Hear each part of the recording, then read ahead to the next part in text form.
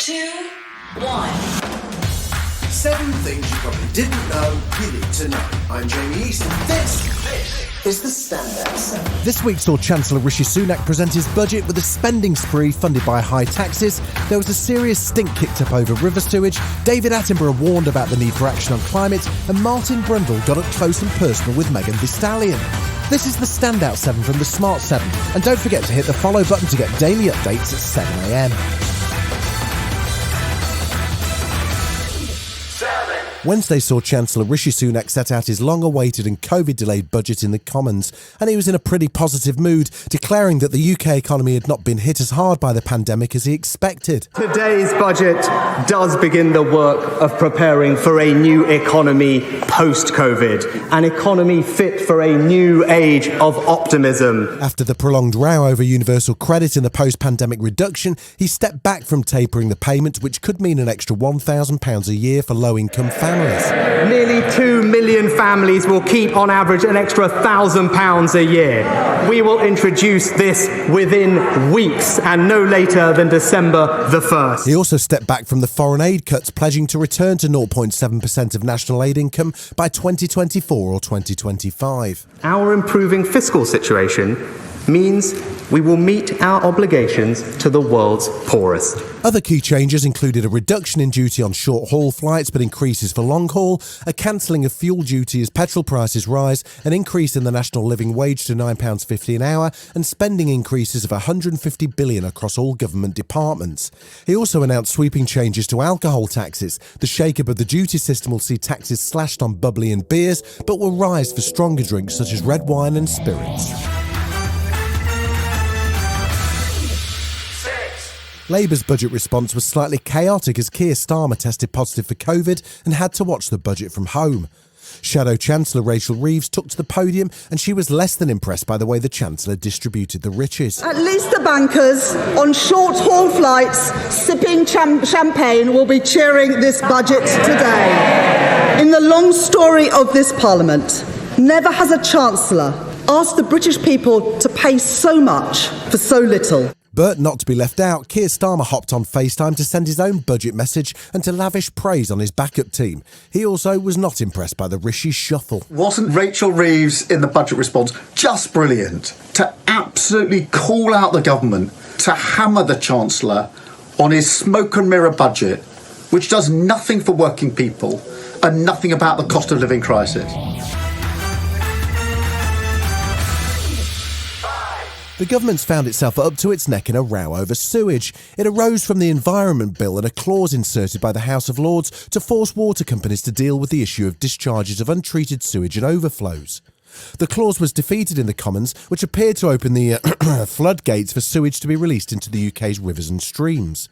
It's caused uproar on social media and sparked a campaign to reduce the 400,000 times that raw sewage was released last year.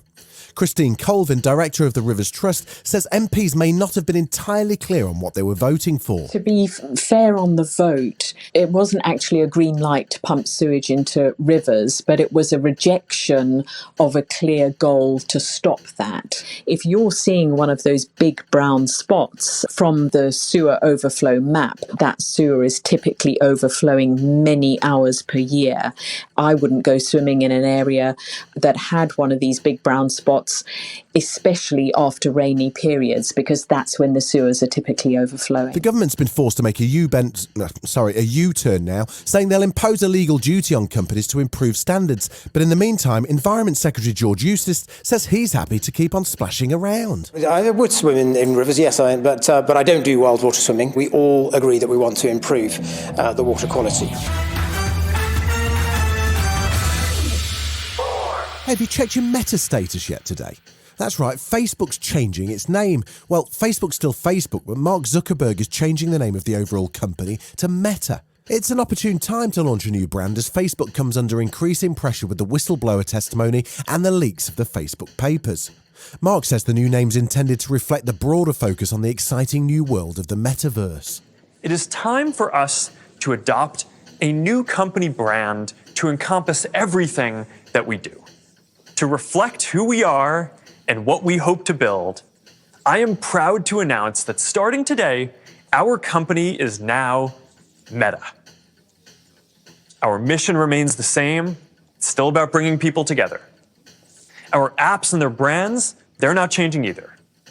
And we are still the company that designs technology around people. Still to come on the Standout 7, Martin Brundle chases down Megan Thee Stallion and tributes to Friends star James Michael Tyler. Right after this. You're listening to the Smart 7. If you're enjoying it, you might also like the Smart 7 Ireland edition. Just search and follow us on your favourite podcast platform.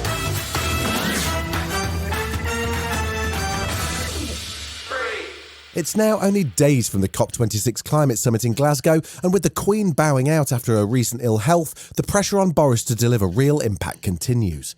Campaigner Sir David Attenborough says it's our moral responsibility to take action to save those most at risk from the potentially catastrophic results of climate change. Our kind of industrialisation is one of the major factors in producing this change in climate. So we have a moral responsibility. Even if we didn't cause it, we would have a moral responsibility to do something about thousands of men, women and children who have lost everything.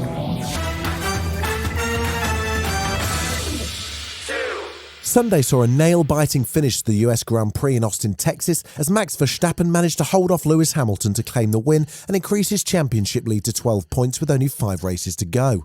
All of that, however, was very much secondary to what may well be one of the all-time classic Martin Brundle pit lane encounters. If you're not a Formula One fan, you might not be familiar with Martin, a former racing driver turned commentator who specialises in catching the great and good before the race in the pit lane. He spotted a rap superstar on Sunday and was determined to get a word. Megan Thee Stallion, you're a freestyle rapper. I think she's happy. Okay, boss, have you got any rap for us today on Formula One? I have no rap today, I'm sorry. Megan's people were having none of it, pushing Martin away, and he responded by going full partridge. I can do that because I did. Yeah. Okay. She seemed very happy to talk, didn't she? That was very nice of her, and I appreciate that.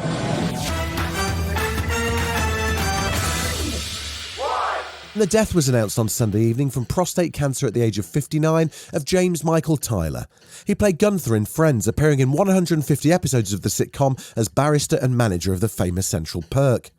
Jennifer Aniston led the tributes to him, saying Friends would not have been the same without him. She also shared this clip where Gunther finally declared his love for Rachel. Rest in peace, James. Rachel? Yeah. I know you're leaving tonight, but I just have to tell you, I love you. Oh, I love you too. Probably not in the same way, but I do.